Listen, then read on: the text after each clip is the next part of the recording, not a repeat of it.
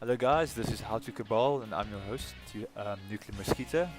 I'll be presenting this series of tutorials to help you new guys get into the Kerbal Space Program NASA Simulator. So first things first, if you're new to the game, I highly recommend going through the training tutorials, or at least the first three. We won't be going to the moon that soon, so first do the first three and then we can start building rockets. So as I said, let's start building rockets. Um, I think for today we'll just basically put something in orbit. I'm thinking we'll just go through all the basics. So there's your spaceplane hangar. We won't be building spaceplanes very soon, so don't worry about that yet. There's your astronaut complex for if you kill someone and need a new astronaut. Your tracking station to see all your rockets that you've sent into space, and of course your vehicle assembly building. You've also got the launch pad right there, but first we need to build some in the vehicle assembly building before we. So at our left we've got all the different command modules. We won't be sending people up with the satellite, so we'll be using an unmanned module. I prefer to use the Q module. It's nice and small, so it makes a perfect satellite body. Now first things first, these unmanned modules don't generate their own electricity, so you've got to generate it for them. I'm going to go to the utility and I'm going to put on a solar panel. Now you get different solar panels, you get shielded solar panels, you get normal solar panels, and then you get big ass solar panels. And of course generators. I'll be using a normal solar panel. You also get fixed ones, but I prefer these that have the ability to track. So one thing I want to do is add the symmetry mode. Wait, I want to add a symmetry mode so I can place two of them at exactly the same spots. And I want some batteries to store the electric energy. And of course it's a communication satellite, so what is it without an antenna? Just remove the symmetry mode for that. Maybe change the view so it snaps a bit better. Okay, and we want to do some minor adjustments in space, so I'm going to add a bit of a fuel tank, a very small fuel tank, and a very small engine. Now you can play around with all these components. There are enough components to literally keep you busy for days. So that's our first part of the rocket. We've got our payload, everything set up. Let's give it a name.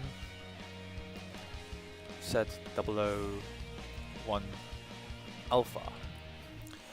And one thing I like to do with my rockets is I like to add action groups for the different components. So basically what this is, it is a hotkey. So if I press 1, I want the solar panels to extend, so I'm going to go to my custom 1 key in my action groups right there, and I'm going to toggle the panels, basically open or close the panels. After I've done that, I'm going to go to my button 1 or custom 10, and I'm going to use that to toggle the antenna. And after that, the whole satellite is set up, so I'm going to save it. Go down a bit, and let's go back to our parts and start building the rest of the rocket.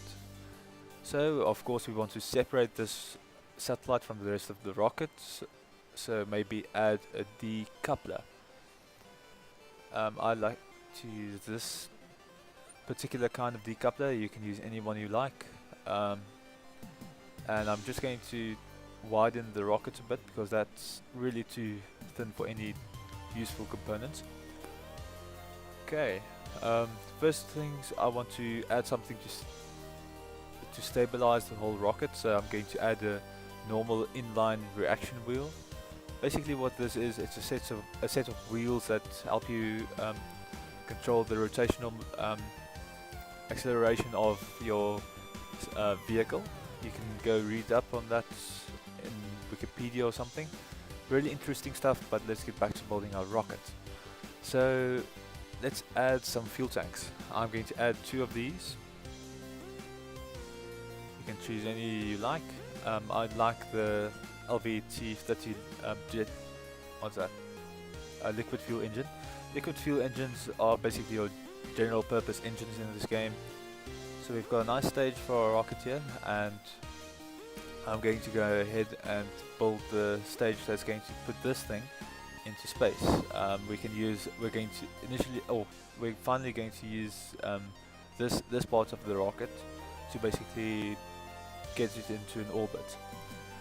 So let's add another decoupler to add the rest of the rocket, and let's widen that a bit. Now I'm going to build this very big, so I can send it to another planet at some other stage, but for now we're just going to put it into space. I'm going to add some monopropellant tanks. It's basically a fuel source for your RCS control system. Basically what it is, it's compressed gas that's shot out of a nozzle to make minor thrust adjustments. Underneath that tank I'm going to place a nice big liquid fuel tank and the biggest engine I can find. Also what I want to do is I want to add the RCS thruster blocks. Basically what these are you can say the engines for the monopropellant, but it's basically just the exhaust for it, and you use that to control the gas fired from the monopropellant system. Okay, one thing that you have to note about RCS thrusters is you want to place them the same distance away from your center of gravity. So let's see, that's about that distance. We'll end up somewhere around there, so I'm just going to place them as close as possible. And that's a good first part of the rocket. Also we want to add some solid fuel booster rockets. Now what solid fuel booster rockets do very well is that get your rocket off the ground. I'm also going to add some of these hydraulic decouplers to attach the solid boosters to.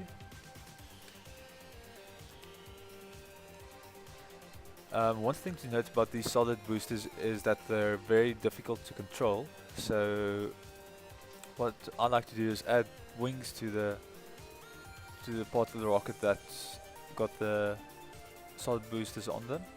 And of course you want to add some aerodynamic nose cones for the solid boosters. Now all we have left is actually placing the solid boosters properly on the hydraulic decouplers, and also just adding some clamps for when we want to launch this rocket. Okay, that seems about correct. Now we've got to figure out the staging. This is the spot on the right, and what we want to do is we want to fire our solid booster rockets just as we release the clamps. That's when we lift off, and then you can see this highlights the decouplers, and we basically want to drop the boosters and fire the main rocket when those boosters have run out. So that's that engine right there, as you can see, is the big engine at the bottom. And then after this rocket has finished its job, we want to drop this big body and start the smaller rocket. So that's those two right there. You can see it highlights them as I mouse over them. And then after that we want to decouple this whole thing from the satellite, and the satellite will go on its own. Right, we can save this and go to launch. Right guys, welcome to the launch pad. I'm going to start off by pressing T just to enable my stability assistance system, or that's what I call it. Also I'm going to set my throttle to about 80% because these big engines normally overheat. This throttle doesn't really affect your solid boosters, so you don't have to worry about that. I see my wings are a bit wouldn't probably matter if they're skew. Anyway, the solid boosters are not, they just fire full out, so this doesn't really affect them. And after they're done, I want the big engine to immediately fire at that specific amount of thrust, and then after that I'll increase it for the smaller engine. Right, these are your resources, so you can see how screwed you are if your fuel runs out. Um, you can press M to view the map. You can see Kerbal. You can double click on something to set your camera focus to that. So if you double click on the moon, you'll focus on that. I'm just going to focus on Kerbal. Bring up my navigational ball, and we're ready to launch. So let's put this into space. Seems like the wings are doing the job, even if they're attached on a bit skew. And I'll just fast forward until we're going to drop these solid boosters.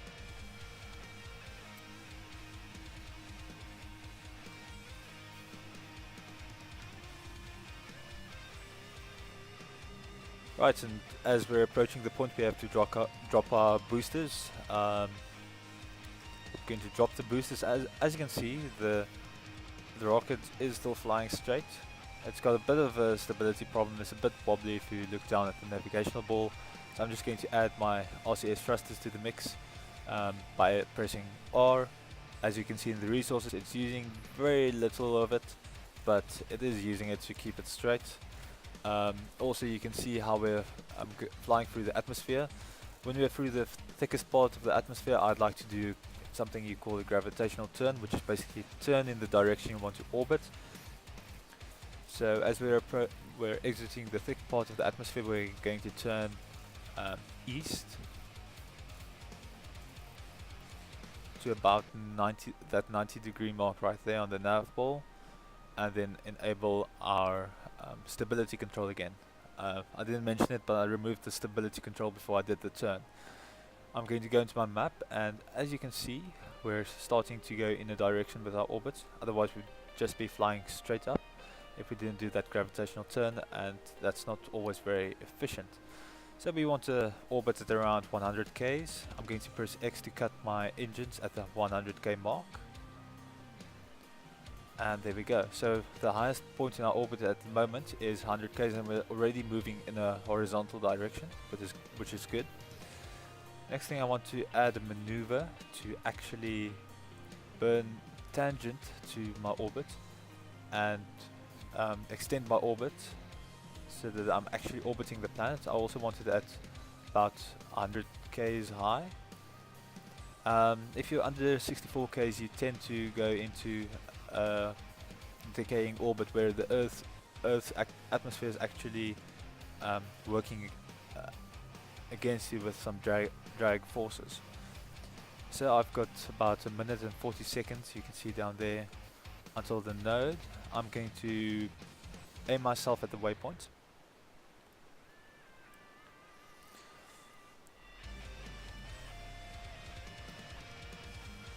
And then skip ahead time until the node, or I'm actually going to use that time to just give a few tips. And that is, when you're building rockets in Kerbal Space Program, try and keep your payloads as simple and as small as possible, as in this case, because normally you need a very big rocket behind it. Now, okay, I must note that this rocket is almost enough to actually get the satellite, let's say, to somewhere like Duna.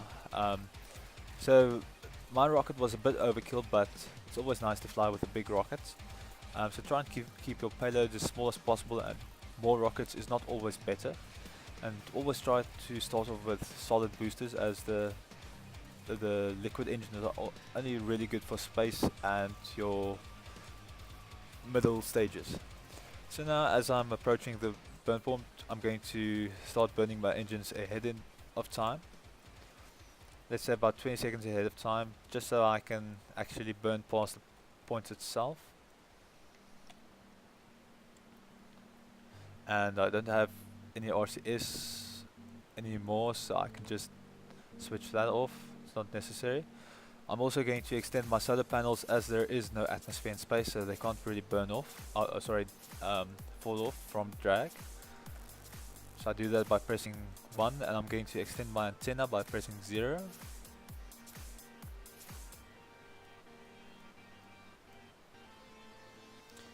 And yeah, I'll just keep on burning until I've completed the entire burn. I've reached the speed I need for a good orbit. As you can see, my orbit is increasing, and I'm just going to cut the engines. So I'm in orbit. So after that, I'm going to decouple the satellite. Of course, this will actually remain in space, so if you want to send it back down again, I recommend actually placing a second control module right about there, and then controlling this from there, but more on that later. So let's just press space to first.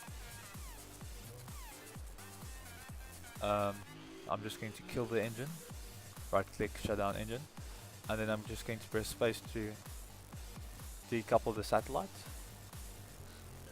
And oh, there we go. I'm just going to press space to actually activate this engine, and so you can actually use it to fly around. Now, as we use this as a communication satellite, it's always nice to point it down towards Earth. There we go.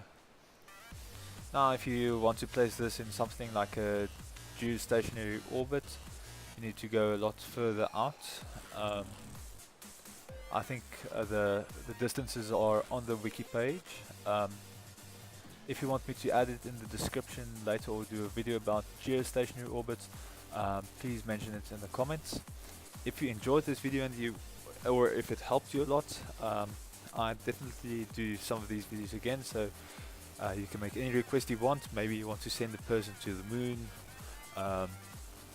maybe you want to see us place this satellite in another planet's orbit, or if you just have general questions, leave it in the comments. Like, subscribe, and see you guys next time. Thanks for watching.